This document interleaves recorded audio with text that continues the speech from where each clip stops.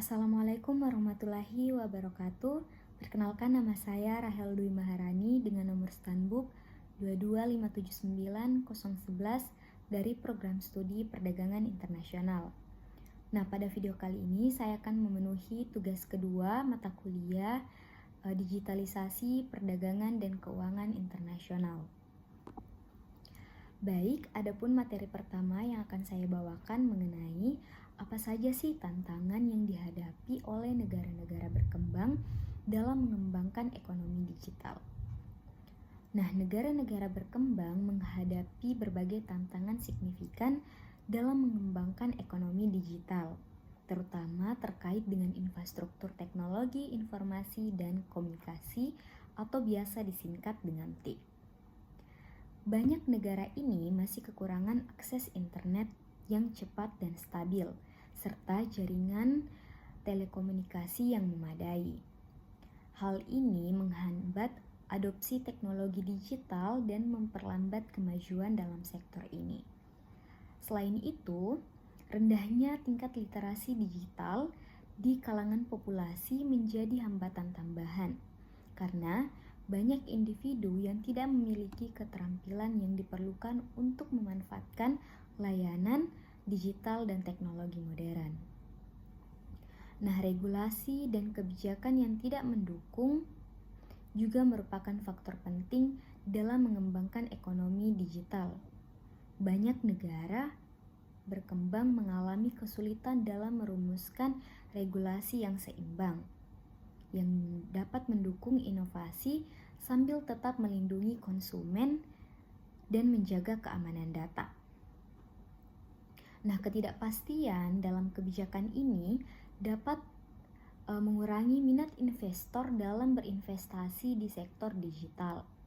Selain itu, akses ke pembiayaan seringkali menjadi tantangan bagi usaha kecil dan menengah atau UMKM yang ingin berinvestasi dalam teknologi, sehingga membatasi kemampuan mereka untuk bersaing di pasar global. Selanjutnya, keterbatasan sumber daya terampil di bidang teknologi informasi juga menjadi salah satu hal yang mendesak. Nah, pendidikan dan pelatihan yang tidak memadai mengakibatkan kekurangan tenaga kerja terampil yang dibutuhkan untuk mendorong inovasi dan pertumbuhan ekonomi digital. Tanpa peningkatan keterampilan di kalangan tenaga kerja, negara-negara berkembang akan kesulitan untuk memanfaatkan peluang yang ditawarkan oleh ekonomi digital, sehingga semakin tertinggal dibandingkan negara-negara maju. Nah, ancaman terhadap keamanan siber juga menjadi perhatian utama lainnya, di mana banyak negara berkembang tidak memiliki sistem keamanan yang kuat untuk melindungi data dan informasinya. Selain itu, ketidakpastian sosial dan ekonomi serta keterbatasan pasar yang kecil dan kurang terintegrasi menghambat pertumbuhan perusahaan lokal. Untuk mengawasi tantangan-tantangan ini, kolaborasi antara pemerintah, sektor swasta, dan masyarakat sipil sangat penting untuk menciptakan lingkungan yang mendukung pertumbuhan ekonomi digital yang inklusif dan berkelanjutan, serta memastikan bahwa manfaat dari digitalisasi dapat dirasakan oleh seluruh lapisan masyarakat. Nah, kemudian materi yang kedua, bagaimana pemeran pemerintah dalam mendorong pertumbuhan ekonomi digital. Nah, pemerintah memiliki peran penting dalam mendorong pertumbuhan ekonomi digital melalui berbagai cara seperti kebijakan dan inisiatif. Nah, salah satu cara utama adalah melalui regulasi dan kebijakan yang mendukung inovasi dan investasi dalam teknologi digital. Nah, kebijakan seperti intensif pajak untuk startup teknologi dan regulasi perlindungan data pribadi serta keamanan cyber membantu menciptakan lingkungan yang kondusif bagi perkembangan ekonomi digital, meningkatkan kepercayaan pengguna, dan mengurangi resiko yang terkait dengan transaksi online. Nah, selain itu, pengembangan keterampilan digital di kalangan masyarakat juga menjadi fokus penting. Pemerintah dapat menyediakan program pelatihan dan pendidikan untuk meningkatkan keterampilan digital para tenaga kerja. Nah, mempersiapkan mereka untuk peluang kerja di ekonomi digital. Kerjasama dengan institusi pendidikan untuk menyusun kurikulum yang relevan dengan kebutuhan industri, teknologi juga menjadi langkah yang strategis untuk memastikan bahwa keterampilan yang dibutuhkan dapat terpenuhi. Nah, selanjutnya, infrastruktur digital yang memadai merupakan fondasi bagi ekonomi digital yang berkelanjutan. Nah, pemerintah perlu berinvestasi pada atau dalam pembangunan infrastruktur digital seperti jaringan internet yang cepat dan dapat diakses di seluruh wilayah termasuk di wilayah terpencil. Nah, akses yang lebih luas ke teknologi ini akan memungkinkan lebih banyak orang untuk berpartisipasi dalam ekonomi digital dan memastikan bahwa pertumbuhan digital tidak terbatas pada wilayah perkotaan saja. Nah, UMKM atau usaha mikro kecil dan menengah juga perlu didukung dalam upaya mereka bertransformasi secara digital. Nah, pemerintah dapat menyediakan pendanaan dan akses kredit bagi UMKM, serta memberikan bimbingan teknis dan konsultasi untuk membantu mereka dalam memanfaatkan teknologi digital secara efektif. Dukungan ini sangat penting dikarenakan hal ini dapat meningkatkan UMKM merupakan tulang punggung perekonomian di banyak negara termasuk salah satunya di Indonesia. Nah, inovasi dalam teknologi digital juga dapat ditingkatkan melalui pendanaan riset dan pengembangan atau R&D yang didorong oleh pemerintah. Selain itu, kemitraan antara sektor publik dan swasta akan memungkinkan kolaborasi yang lebih efektif dalam mendorong inovasi teknologi. Dengan mendukung R&D dan menciptakan ruang bagi inovasi, pemerintah dapat membantu negara lebih kompetitif dalam ekonomi global yang semakin digital.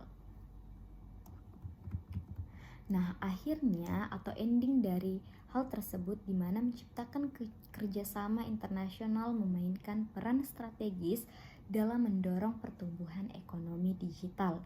Melalui apa? Melalui perjanjian perdagangan digital dan partisipasi dalam forum internasional. Pemerintah dapat membangun jaringan kerjasama yang saling menguntungkan serta memfasilitasi perdagangan lintas batas yang lebih efisien. Dengan semua langkah ini, pemerintah dapat menciptakan lingkungan yang kondusif bagi ekonomi digital, mendorong pertumbuhan ekonomi, dan meningkatkan kesejahteraan masyarakat. Nah, kemudian materi yang terakhir, apa saja sih tren terbaru dalam ekonomi digital yang perlu diperhatikan? Nah, pada paragraf 4 tahun 2023 sampai 2024, sejumlah tren signifikan dalam ekonomi digital muncul memadai perubahan besar dalam cara berbisnis, beroperasi, dan berinteraksi dengan konsumen. Nah, salah satu tren utama adalah peningkatan penggunaan kecerdasan buatan atau AI dan otomisasi yang membantu perusahaan dalam mengoptimalkan operasi dan meningkatkan pengalaman pelanggan. Nah, dengan alat analitik yang lebih canggih, perusahaan dapat mengakses wawasan berharga dengan mengenai perilaku konsumen dan merancang strategi pemasaran yang efektif. E-commerce juga terus berkembang pesat dengan semakin banyaknya perusahaan yang beralih ke platform online didukung oleh inovasi dan metode pembayaran digital yang mempermudah transaksi. Nah, teknologi blockchain dan cryptocurrency semakin dapat mendapat perhatian sebagai solusi untuk meningkatkan transparansi dan keamanan transaksi. Dengan adopsi yang lebih luas, cryptocurrency mulai diterima sebagai metode pembayaran meskipun tantangan regulasi tetap ada di berbagai negara. Nah, di sisi lain, keamanan cyber menjadi prioritas utama seiring dengan meningkatnya ketergantungan pada teknologi digital. Nah, perusahaan ini diharapkan untuk berinvestasi dalam solusi keamanan guna melindungi data pelanggan dan mencegah serangan cyber yang semakin sering terjadi. Sedangkan rangkuman 5 pada tahun 2023 sampai 2024 di mana perkembangan ekonomi digital menunjukkan sejumlah tren yang penting untuk diperhatikan. Penggunaan kecerdasan buatan atau AI dan otomatisasi semakin meningkat. Kemungkinan perusahaan mengoptimalkan operasi bisnis dan